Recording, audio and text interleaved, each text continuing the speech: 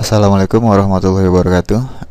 Baik, di sini kita akan coba jawab pertanyaan dari Mas Diki ya tentang domain dan hosting ya. Mana dia? Bagaimana mengelola domain dan hosting tersebut dari cPanel yang dikasih ketika kita pesan domain dan hosting ya. Baik, langkahnya adalah kita masuk ke cPanel, gunakan akun cPanel yang diberikan oleh provider hosting di mana kita membeli hosting dan domain ya. Kemudian kita login.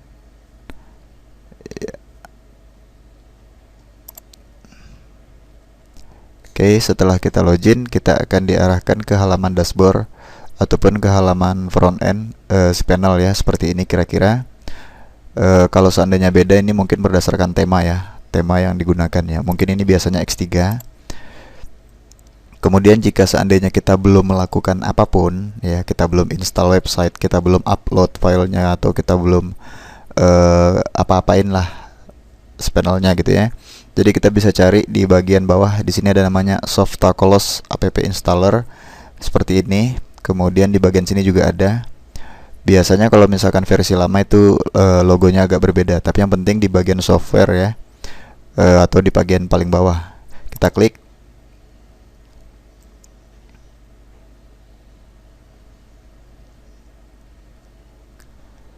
Kemudian ada beberapa content management system yang ada ya, berdasarkan kategori ya, sama yang paling banyak dipakai orang ya.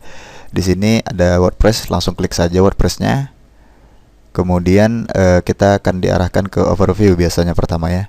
Jika kita sudah punya beberapa domain yang terinstall di dalam cPanel, akan tampil di bawahnya ya.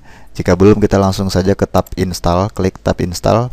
Kemudian untuk protokol biarkan saja default HTTP. Kemudian kita pilih domain yang akan kita gunakan untuk melakukan instalasi CMS tersebut. Kemudian untuk di bagian in directory-nya dibiarkan kosong saja. Nah, ini kan defaultnya WP ya, dikosongkan. Kemudian untuk site name, slogan website ya, sama seperti pada saat kita menginstal yang ada di panduan ya. Site name-nya apa, kemudian deskripsi websitenya apa ya, isi saja. Kemudian untuk detail admin account, buat username-nya apa, passwordnya apa, kemudian email admin ya. Kemudian site lanjut ini bebas ya, default. Kalau saya biasa gunakan Inggris. Kalau misalkan mau ganti Indonesia silahkan. Kemudian langsung aja ke install. Begitu sudah selesai install, tunggu hingga prosesnya selesai. Nanti kita akan diarahkan ke informasi bahwa proses instalasi selesai. Nah, kalau seandainya sudah selesai instalasinya, itu sudah begitu saja. Tidak ada yang harus kita ini kan. Kita hanya tinggal login ke halaman dashboard adminnya gitu. Biasanya menggunakan wp strip admin ya. Kemudian jika sudah, langsung deh kita bisa manajemen website yang akan kita kelola ya. Kemudian untuk menjawab pertanyaan selanjutnya, ada yang bertanya gimana caranya kita memindahkan dari localhost ke hostingan ya. Nah, berhubung di sini masih banyak teman-teman yang menggunakan cPanel, baik, akan saya berikan panduannya. Saya sih tidak membuatkan video panduan menggunakan cPanel ya, karena saya menyarankan menggunakan server sendiri karena lebih hemat biaya ya. Kita tidak harus sewa hosting banyak-banyak. Kita cukup punya satu VPS server, kemudian kita bisa install banyak website ya. Kita bisa pasang berapapun, dan saya yakinkan bahwa biaya yang kita keluarkan tidak akan sampai 1 juta dibanding kita menggunakan hosting ya.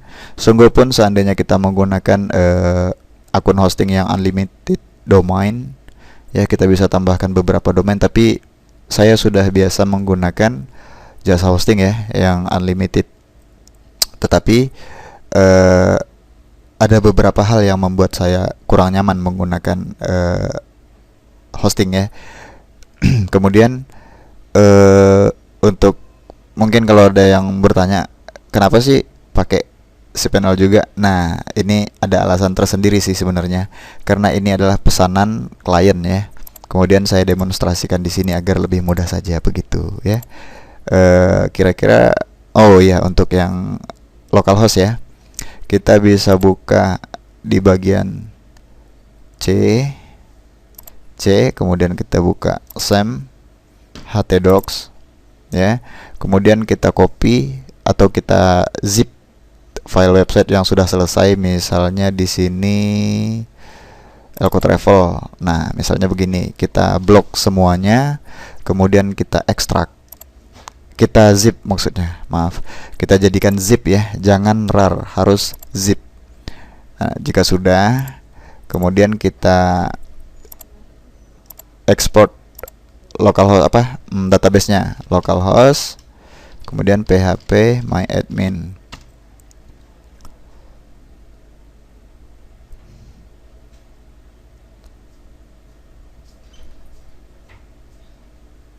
Oke.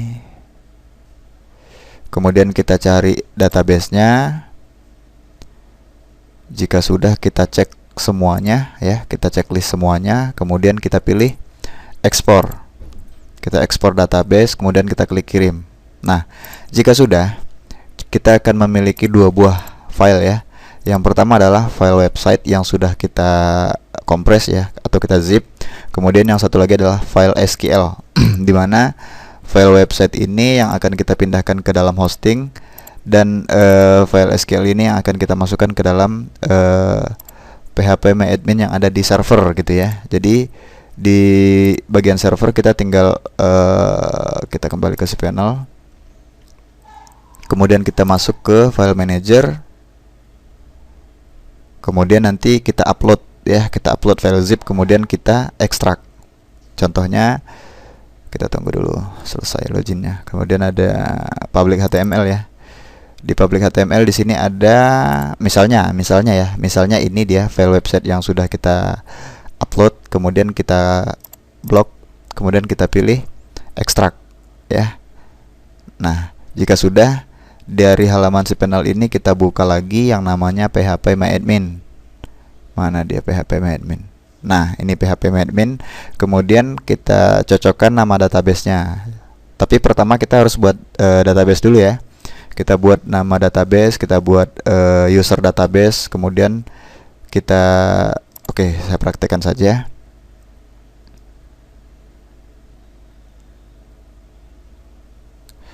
Kita buat nama database-nya, kemudian kita buat kita buat user database-nya. Jika sudah ya, ini user database, kemudian ini nama database-nya kita add aja. Kita tambahkan user ke dalam nama database gitu. Jadi nanti ada pilihan selanjutnya, checklist semuanya, kemudian klik tombol OK. Nah, begitu saja ya. Kemudian di halaman PHP myadmin yang sudah kita buka tadi, kita import. Misalnya ini server hosting ya, kita klik kita close dulu. Kemudian kita misalnya ini nama database-nya, kemudian kita pilih import. Begitu kita import, kita ambil file yang sudah kita ekstrak tadi yang berbentuk SQL ya. Nah, misalnya ini, kemudian kita open, kemudian kita kirim. Nah, di bagian hosting biasanya itu ada di bagian config ya. Di konfigurasinya jangan lupa kita rubah ya, kita cocokkan, kita ganti nama database, nama user database, dan passwordnya kita sesuaikan dengan yang ada di hosting gitu ya. Kira-kira paham ya? Oke, kalau nanti seandainya ada yang ingin ditanyakan lagi, boleh langsung komen aja. Wassalamualaikum warahmatullahi wabarakatuh.